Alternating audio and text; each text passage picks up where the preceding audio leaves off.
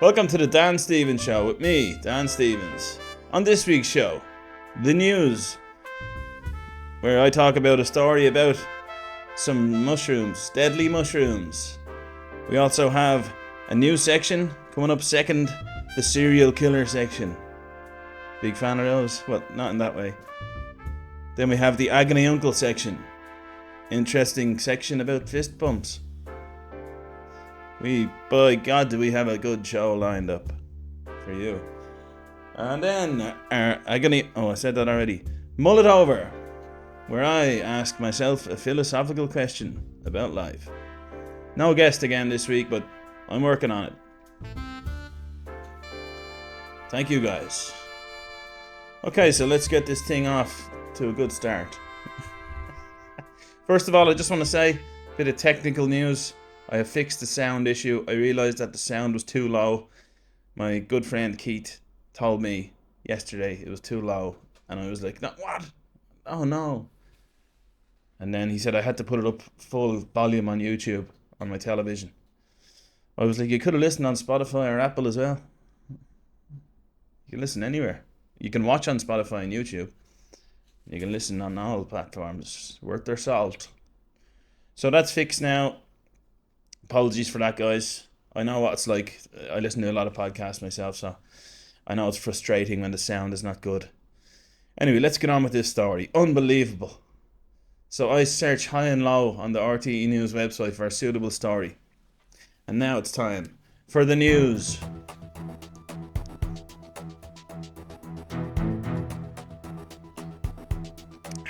Coke Zero. In a cup. Who'd have thought? Jesus, these glasses. I thought the table was falling over there. I thought these were just fake ones.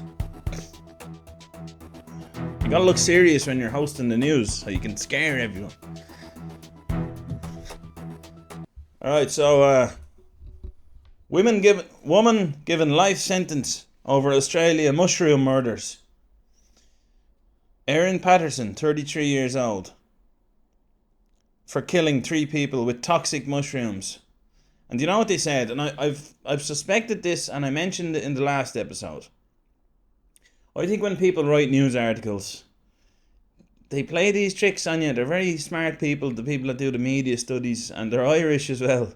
So they like to have a bit of crack with people, I think. So this is exactly how this article was written. The headline. Woman gets life sentence over Australian murders. Erin Patterson, 33 years old, for my writing is terrible. Sorry guys, look. Woman given life sentence over Australia murders. Erin Patterson, 33 years in jail for killing 3 people with toxic mushrooms, capping a trial that sparked a global media frenzy. They've written capping. That's a cap, isn't it? Capping a trial that sparked a global media. I tell you, there'll be a frenzy here if they don't start messing. The news is serious. So it was a triple murder. She created a poisonous meal for her estranged husband's parents, aunt and uncle during a beef Wellington lunch. This was in Australia. It's not even Irish news. They must really be running out of stuff. What's going on? She's not Irish. It's nothing to do with Ireland. I mean, what the hell? Yeah, so I don't know. Are they trying to scare people out of taking mushrooms? Is that what's going on here? I don't know. I'm very wary of news and politicians and stuff, as you might be able to. What's wrong with me? As you may be able to tell from past episodes, I don't know. And welcome to any new listeners or watchers, by the way. And thank you to everyone for coming back, even with the bad sound. See, I'll tell you what happened. I made a mess of 4 or 5 episodes before because I had the microphone turned on too high. And then it ruins the sound and it would like destroy the listeners' ears. So I was like, I'm not doing that to the listeners or to the viewers. I'm not doing that. I have to delete it. So now I have this phobia of having the microphone too high. So I had it too low then, So now I'm like, okay, get real, man. Sort out your microphone, So now I have. I also washed my shirt for the first time. I've been wearing this outfit. I did 2 shows in Dublin City on Saturday night, and I wore this shirt and tie blazer combination. First gig was not great. It was a bad crowd. There was a weird atmosphere.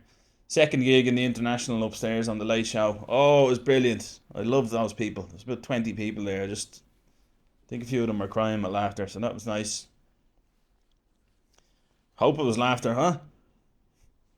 But yeah, I really enjoyed that. So yeah, I'm enjoying confusing people by wearing this shirt and tie on stage even more than I was before. They just can't figure me out, which is great. Okay, yeah. So I mean, triple murder to her. There's not much detail about this. Like, it's her estranged husband's parents, aunt and uncle. 3 people were killed. So someone didn't like mushrooms because there was 4 people at the dinner. It's a strange one. A very strange one. I just can't believe they said that the capping a trial that sparked a global media frenzy. What are they What's a global media frenzy? What is that? Do they check all the other media and see how frenzied the thing is? I don't know. Okay, so they've said it's global media. If you look up this story, you'll see a picture of the woman. She looks very rough. Very bedraggled. I think that's a word. Look it up. Could be. We love new words on this show. So, yeah, RIP to those people. Yeah, check your mushrooms. I don't know. Apparently, they're very similar. A death cap mushroom is the one that kills you, and then a magic one is the one that is, makes you go doolally, as the man says. I don't know what man says that, but I heard someone saying it somewhere in Ireland. I'm thinking about phrases like that lately. Settee was another one. Why is it not couch or sofa? We say, oh, settee. Anyway, that's besides the point. Yeah, so I mean, that's the news. I don't know if I have any more on that. I do. Mike, no, I don't. Or do I? Sorry, guys. One sec. Let me see if I have any more information on that news story. Breaking news. There's no more information on that news story. That's basically it. Okay, I don't know how they could. How did they know she did that on purpose? Would that not be the easiest thing ever to deny? Just say I thought they were magic mushrooms, but then yeah, you could send them on a bad trip. Surely that's better than a trip to heaven. Strange one. Like, were they somehow able to prove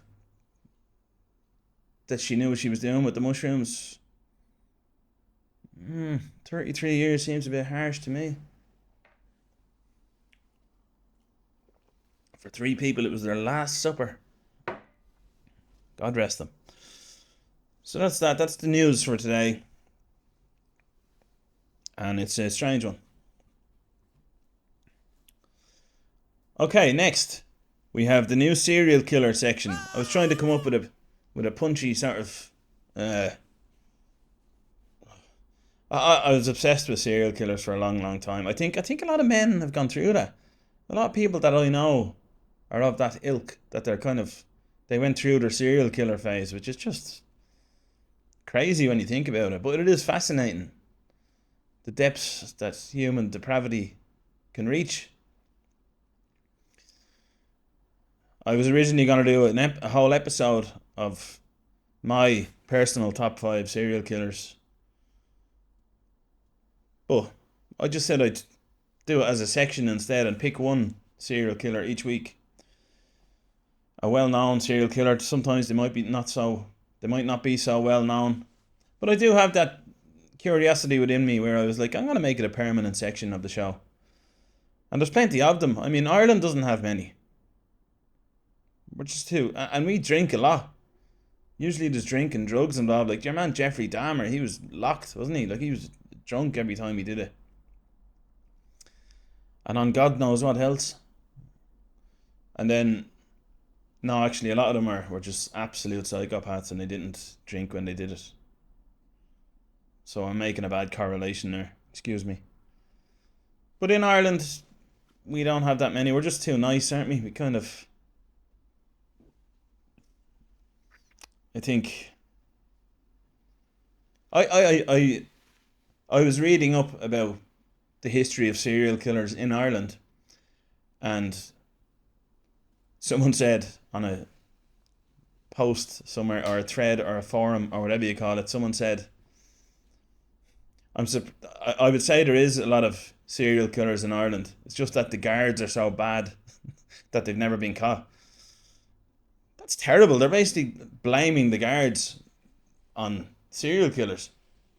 I know a few guards, great guys, good drinkers.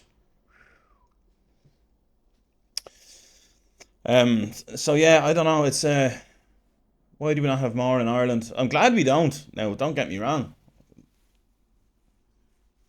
Don't get me wrong. Thankfully, we don't. But I am fascinated by it. Like any area I've been to in America, I'll always look up who was the local serial killer.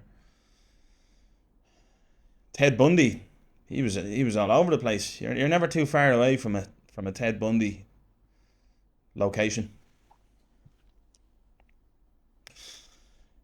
Anyway, the serial killer who I'm going to be focusing on this week. Cut that. Anyway, the serial killer who I'm going to be focusing on this week. Look, by the way, I just want to say all my heart goes out to all the families of any serial killer mentioned in this podcast. My heart goes out to you. No offense. But look, they're gone now. You have to just move on, okay? But I do respect all of the victims. Just want to say that. Don't come after me. Not the serial, Anyway, so the serial killer that we're going to focus in on this week is Charles Manson. I started thinking there, is that his name? Do you ever get them moments where you're like, is that right? That is his name. Like, obviously. Don't wear them glasses for this. They're just for the news. Just for the listeners, I have a little pair of brown glasses. Got them a while back. Just to look the part reading the news. Because it's so serious. Okay, so the BBC put it like this. So when you look up Charles Manson, and that was his real name, by the way. I thought that might be an alias or a name that he made up because he's like a cult leader and, all that sort of stuff. But Manson, that got me thinking. Manson, man-son. The man, son. I am the man, and I am the son of whatever. It's just I never divided that name out into the two things man and son. Interesting. Did that play a part in his ability to manipulate?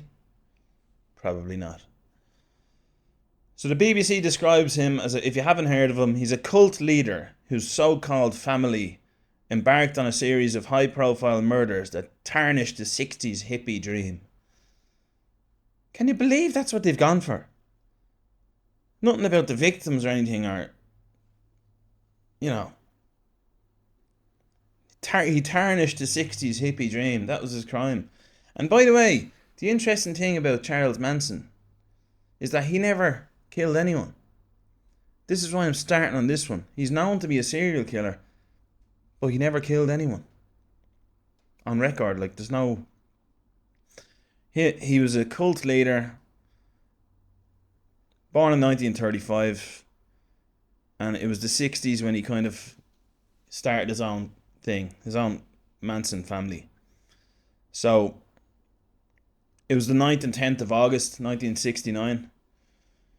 Bryan Adams wrote a song about that, didn't he? The summer of '69. I don't know if he was talking about this, but he died of natural causes in 2017, November 19. So in California, all of this happened in California. There was a movie a few years ago by Tarantino. Really good one, loosely based on this story. And I couldn't remember myself how many. I watched the documentary on this before, but I couldn't really remember myself how many that they killed or what it was. But basically, it was 7 people died altogether over 2 nights. The first night was Sharon Tate. She was a famous actress. She was pregnant as well. The wife of Roman Polanski, who was a director. Sharon Tate, Jay Sabruzzi, Abigail Folger, Wojciech Frykowski, Stephen Parent, and then the next night they tipped over to another house and got Leno LaBianca and his wife Rosemary, both in LA, both murders. So Manson ends up getting life in jail for this because they say that he ran this family. He got them to do it. He put the order out to do it. It's a strange one for me that. And I read you can read the case, the court case. It's the People versus Manson or something like that, and it's so long and convoluted. And I read through it for a couple of minutes, and then I was like, this is too much, too boring. I can't be telling the listeners and the viewers about this. They'll just switch off. Some of them do anyway.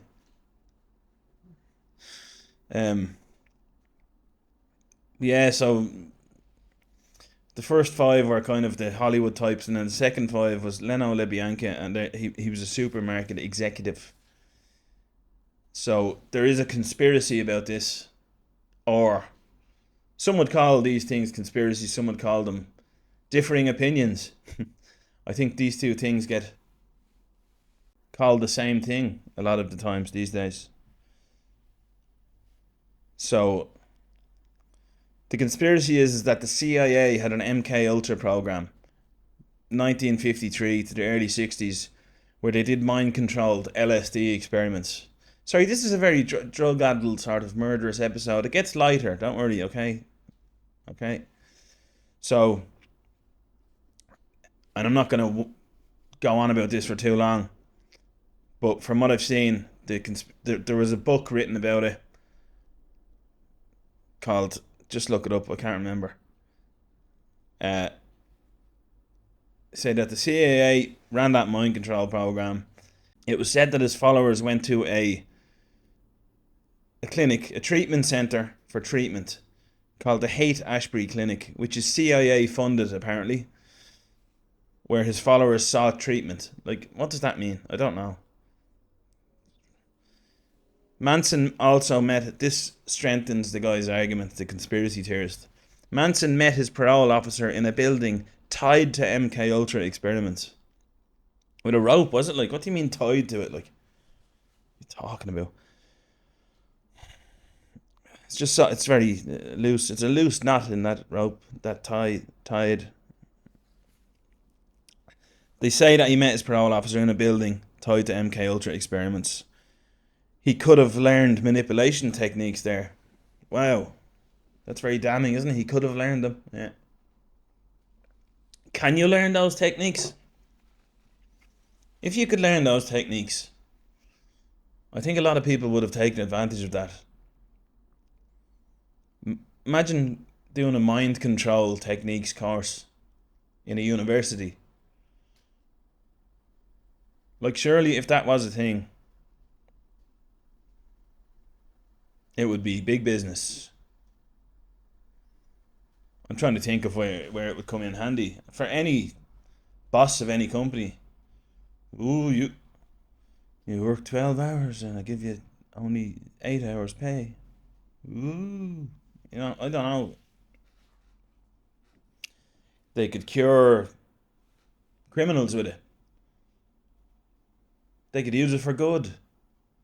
Therapists could use it. Anyone could use it. Or is it just that the CIA and the FBI or whoever else only knows these techniques? And if so, then how did he learn them?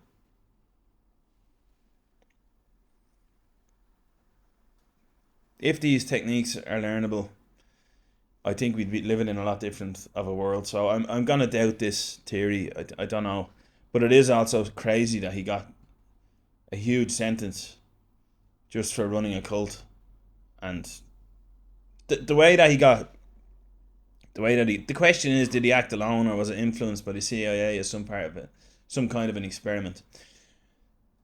Now, one other interesting fact about this is that the woman who testified against them, she was a member of the family of the cult.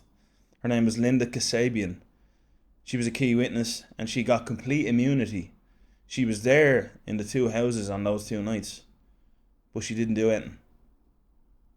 She just watched, or she was just there, or outside, or something. So they offered her full immunity and she spilled the dirt.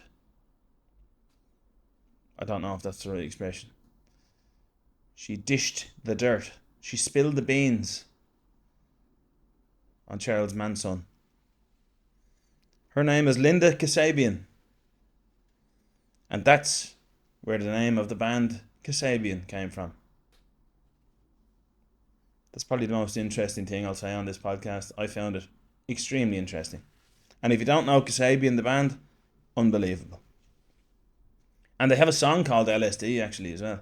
No, it's called LSF. Excuse me. Cut that, boys. There is no boys. Just me. Only messing. Yeah.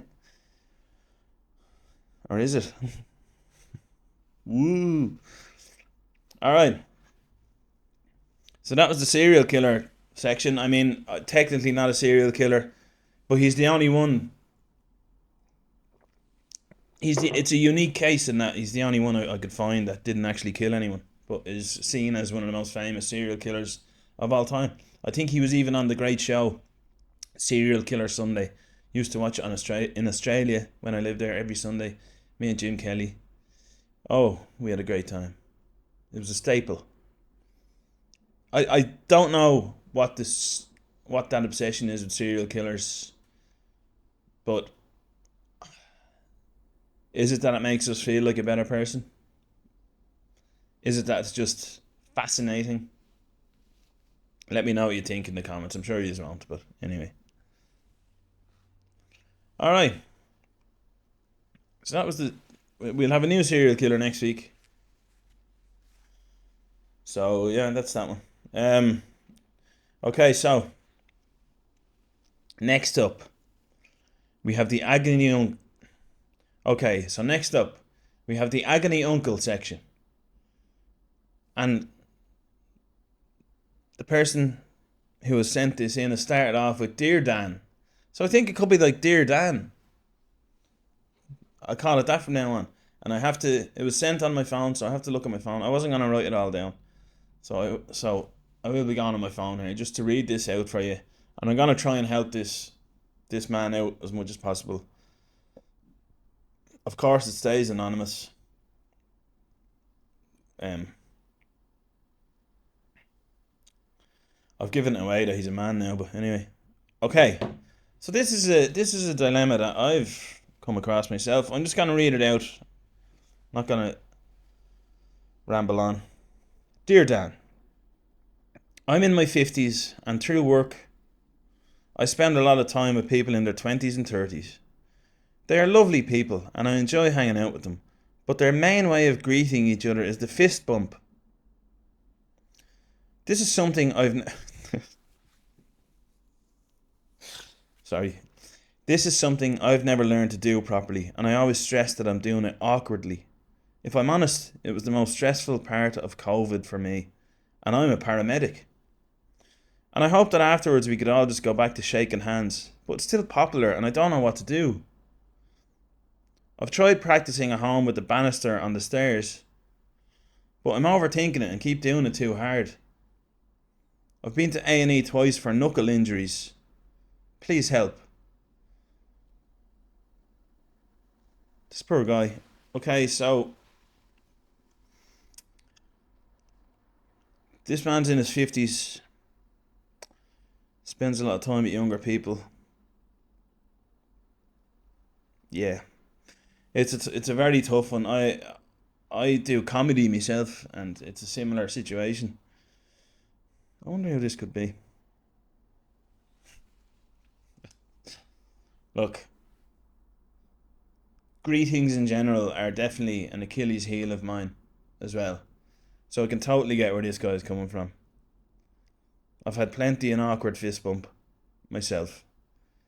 Sometimes some people come in with a handshake. I'm a handshaker naturally, just like this man. And sometimes you end up like having a little game of paper, scissors, rock with people. So, sometimes, it can be it can be absolutely heartbreaking, to be honest. It would ruin your night. It puts the.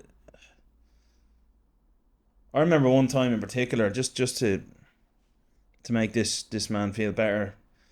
One time I was in Florida, and one of the coolest guys on the scene over there, his name is Jerry. He's a really cool black guy, unbelievable comedian. He runs a lot of shows over there. He's extremely active, running nights. He's a headliner, just comedy to the core. And I don't know, I might have talked about this before on the podcast, but um, I went to Florida in the March. I met him in March 2024. I met him there. July I went back and I saw him and he's like, "Welcome home, bro." And he went in for a dabber. Dab, I think it's called. It's even more complex than the fist bump.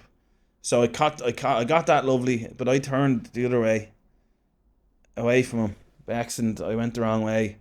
And then he went for the catch and the shake, and I missed it. And I ended up just kind of, he tickled me. I was just so bad. And I was shook for about 2 days after. And, he hasn't booked me on a show since, because I've been in Ireland. But, like, honestly, it can really be debilitating. So this guy, I know where he's coming from. So let's see what he's actually asking here. He's, he wants to go back to shaking hands, and I totally get that. But the fist bump is still popular. He doesn't know what to do. Look, stop punching the banister. I'd say anyway. That's not helping anyone. I would say you are a paramedic, so you probably have a good first aid kit if it does happen again. Get a good first aid kit into your house. Have some colleagues on hand if you're gonna practice with them. I'd say with your paramedic colleagues, just in case. People that you feel comfortable with, just get together, have a greetings night, just practice all the different greetings. It's all about, I've asked for a lot of advice on this as well in the past, and I've heard it's all about the body language. Craig Moran, he runs a show in Dublin City, a handshaker to the hilt. He just, very strong handshake. He told me he greets about 40 or 50 people every night coming into the club. Not sorry, probably about 5 or 6 comedians, and he has to deal with that all the time. And he said it's all about the body language on approach. That's what you have to read. So if you can, I've had less incidences of a mix up recently myself, because I kind of hang back for a second and go, you make eye contact first, and then wait for one of you to make their move, and then it's once one has committed, then you commit. I think the big problem is committing at the same time. You have to just give that little bit of space for the other person to commit, but then it can create a very awkward. It can create a very awkward moment where neither of you commit, and then it's kind of the verbal greeting is done, and then you just have to continue on awkwardly. So it's not easy to navigate. I would say just get together with some people that you feel comfortable with being around. Leave those banisters alone. And just find people that are understanding enough to practice with. And you'll get there, my friend. You'll get there. So try that stuff out. Or else you could just stop socialising. You just don't. I think maybe that's how I dealt with it for a while. I just wasn't around people. Either way, I wish you luck. And thank you for writing in. Okay, next up,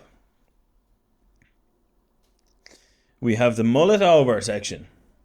Alright, before I go into that, I remember I saved some information. Okay, look, I've made a boo boo here. I've made a boo boo. I have more information about the mushroom incident. Okay, I'm just gonna read it out for you. Is what I found. I'm sorry about this. I'm looping back now to the start, to the first topic. So this woman is 50 years old, first of all, and she was convicted of the triple murder for serving a poisonous meal to her parents, to her estranged husband's parents, aunt and uncle. There's four of them there, and then they don't tell you what happened to the other one.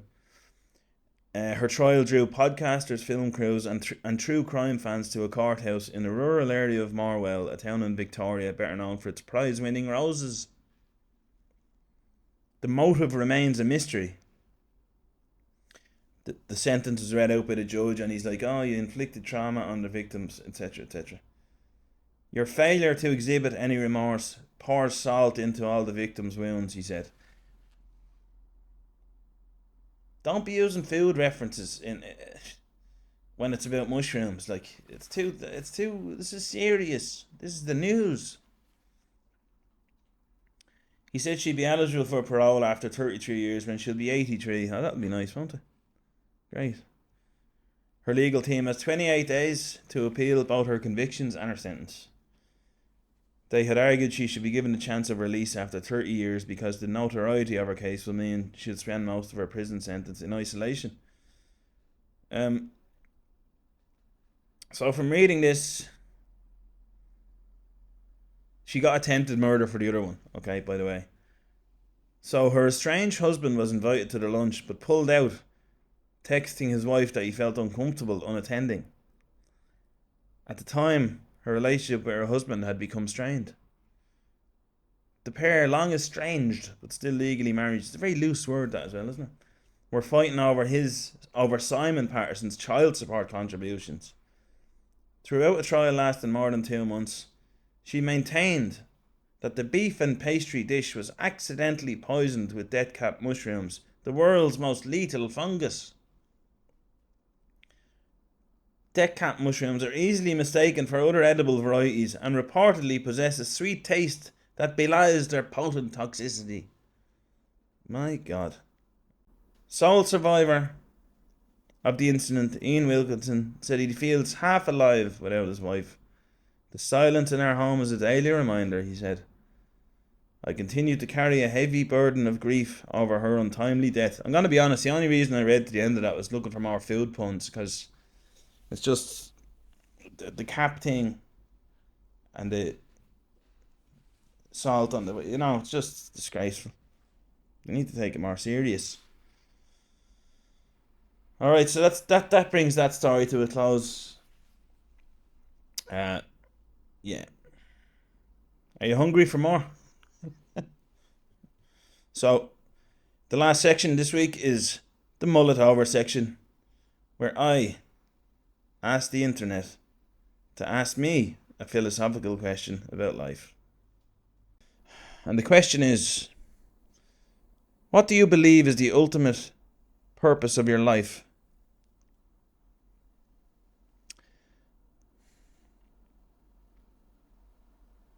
Sorry, I'm going to start that again. What do you believe is the ultimate purpose of your life? And how do you reconcile that with the moments when life feels meaningless or uncertain? And by the way, I had to look this up just to make sure I knew what I was answering. The meaning of the word reconcile is to make one thing consistent with another, especially by allowing for transactions began but not yet completed. Alright, that complicates it too much. So, what do I think is the ultimate? What do I believe is the ultimate purpose of my life? And how do I reconcile that with the moments when life feels meaningless or uncertain? Now, that's an interesting question. So basically, What's the purpose of my life? Now, they have come from a position here of that there is a purpose to life, because they're saying, how do you reconcile that with the moments when life feels meaningless or uncertain? But how do they know that I don't believe life is meaningless and I have moments where I think there's a purpose? So they're being very presumptuous with this question. I think it's very open-ended. I think people have every right to believe that there's no meaning or purpose to life, and maybe that will help people enjoy it more and not take it so seriously. Now, I think the ultimate purpose, the only ultimate purpose or meaning of the human animal on earth, which is what we are, is reproduction. Because otherwise then you don't exist anymore. But I'm not saying that should be everyone's meaning, but it certainly gives some kind of physical meaning to it. Or a purpose. Not meaning, purpose. Any animal on earth, their purpose is to recreate and create more themselves. And then I guess reconciling that with the moments when life feels meaningless or uncertain. I'd be personally quite careful in that. The reason that I haven't probably reproduced yet or had kids yet is that I haven't met or haven't felt ready to settle down with a woman. Because the last thing I'd want to do is to have kids with a woman that I don't love and then bear a child with that woman. I said bear. Have a kid with that woman. And that child grows up in a life where his parents resent each other more and more as life goes on. Or her, his or her. So I think the scenario has to be right. The relationship has to be right. We're too complex, us humans.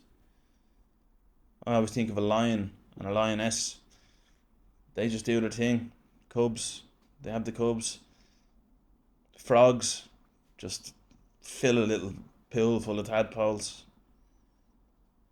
They don't get, I'm sure the tadpoles don't get attachment issues. They don't have attachment styles. Who knows, maybe they do, but we're just very, very complex as humans. And then a complex human is even more complex. That's why I can't take mushrooms. I won't be taking them anymore anyway after what happened earlier. Only if I... Yeah, I'm scared of them now. You do wonder though, I'm not trying to... This sounds like a conspiracy theory as well, and it probably is, but I look at the language in in how the BBC described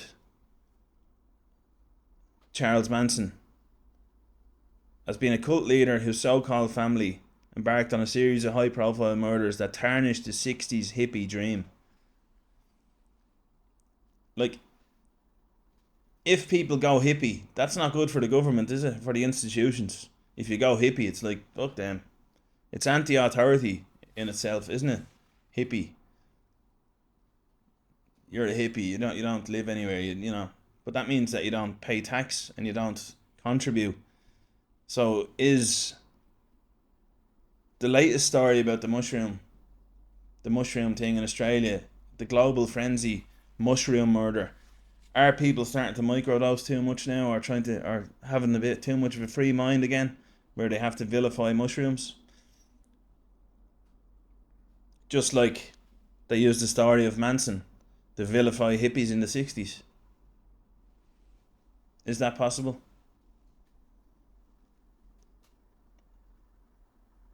Are they like, are they like, oh, people are getting a bit too free now, free thinking? We'll have to talk about this death cult started by a hippie, full of hippies, and then make a high profile actor who got killed. It's just terrible, and a director, make them the victims and stop this movement. And then a story in RTE about people just having a bit of beef Wellington with mushrooms and then getting murdered. How does that pop into the news? How do they choose that one? Is there not other stuff happening? So there, yeah, I think sometimes stories in the news and general popular media and things that we consume, excuse the pun, like about mushrooms and stuff, or about anything, sometimes might have an overall purpose, or a differing purpose than to just entertain. That's all I'm saying. It is quite interesting though, and I'm talking about it, so I'm part of the problem. So that's mull it over, and to answer the question again, open-ended question from Google. What do you think is the ultimate purpose of your life? And how do you reconcile that with the moments when life feels meaningless or uncertain? I think just try to do what feels right for you. Try to do what feels good for you in your gut. I think being kind to people is something that we can all agree on. Some people are born less fortunate than others. So you can understand why it could be easy for some people to believe that there's a purpose, and then it could be easy for some people to have the default position to believe that there's a purpose, or your default position to believe that there's no meaning. And it's very hard to force away the natural gut instinct that you have in that, or the gut feeling. I suppose massive events in life can do that. Massive trauma, probably. To me, losing my brother was the biggest thing that ever happened in my life. Losing him suddenly and tragically. And I don't know if that made me think there was more or less meaning or purpose of my life. I haven't really answered that one very clearly, but I think the question was asked in such a way that the default position was that there is a purpose. But I think my answer is that the default position could also be that there's not, and maybe it could be half and half. So I'm not gonna ramble on about that anymore. I am gonna say now, my mind is working overdrive thinking about that. I want to thank you all for watching or listening. I want to thank the listener for sending in the Dear Dan Agony Uncle question about fist bumps. It's a massive issue. I think it's another pandemic. It's a handemic. Once Upon a Time in America, I believe, was the movie that was based on the Charles Manson thing. There you go. That begs the question again: did they re-release that to make people go, "Oh no, we don't want to be in a"?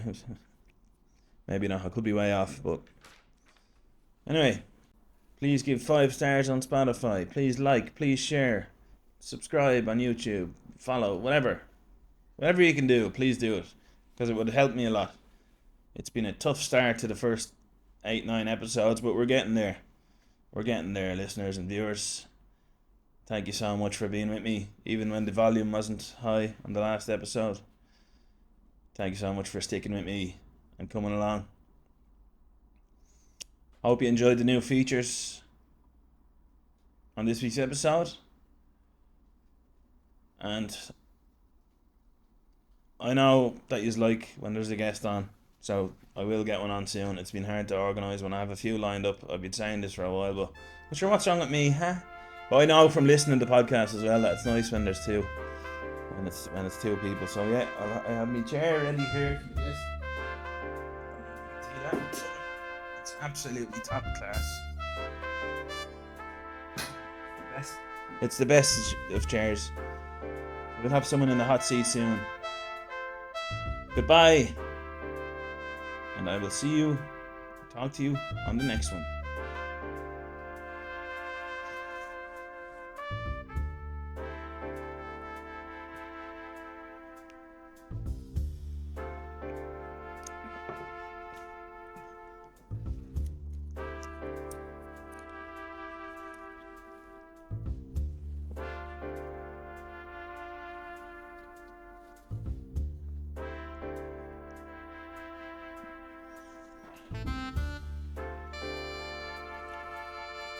Alright.